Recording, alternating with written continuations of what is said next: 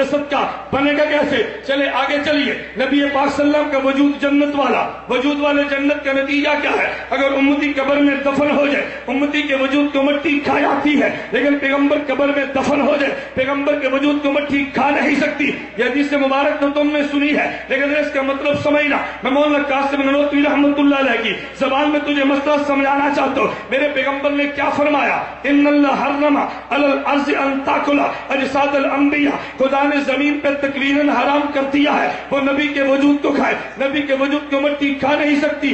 تیرا ذوق تازہ ہو، میں ذرا اس حدیث کا پس منظر 2 منٹ میں بیان کرتا ہوں تاکہ تجھے پوری حدیث تو سمجھ آئے۔ یہ جملہ اللہ کے نبی نے کس موقع پہ ارشاد فرمایا؟ نبی پاک صلی اللہ علیہ وسلم نے صحابہ سے فرمایا تم جمعے کے دن میرے اوپر کثرت سے درود پاک پڑھا کرو، کیوں؟ فإن صلاتکم معروضۃ علیہ، تمہارا درود مجھ پہ پیش ہوتا ہے۔ صحابہ نے اشکال کیا کہ یا رسول اللہ کیف تورد صلاتنا علیک وقد علمت، اللہ کے نبی ہمارا درود آپ پہ کیسے پیش ہوگا؟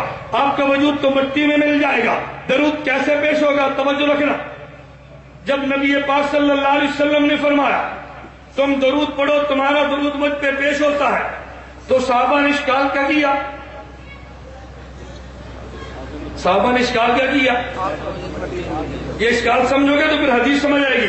حضور کیسے درود پیش ہوتا ہے؟ آپ کا وجود تو مٹی میں مل جائے گا۔ اس کا مطلب یہ صحابہ سمجھتے تھے درود نے وجود پہ پیش ہونا ہے، نہیں سمجھے؟ صحابہ سمجھتے تھے درود جسم پہ پیش ہونا، تبھی تو اشکال ہوا نا۔ اگر صحابی سمجھتا جسم پہ پیش نہیں ہونا اور روح پہ پیش ہونا ہے، صحابی وقت علمتا کیوں کہتا؟ وقت علمتا کہنے اس بات کی دلیل ہے کہ صحابی سمجھتا ہے پیغمبر پہ جسم پہ پیش ہونا ہے۔ آگے سنیں، اگر نبی کا ذہن یہ ہوتا کہ نہیں درود میرے جسم پہ نہیں روح پہ آنا ہے، حضور سمجھاتے تھے میں کب کہتا ہوں میرے جسم پہ پیش ہونا ہے اور درود تو میری روح پہ پیش ہونا ہے، لیکن میری روح کو تو مٹی نہیں کھاتی نا۔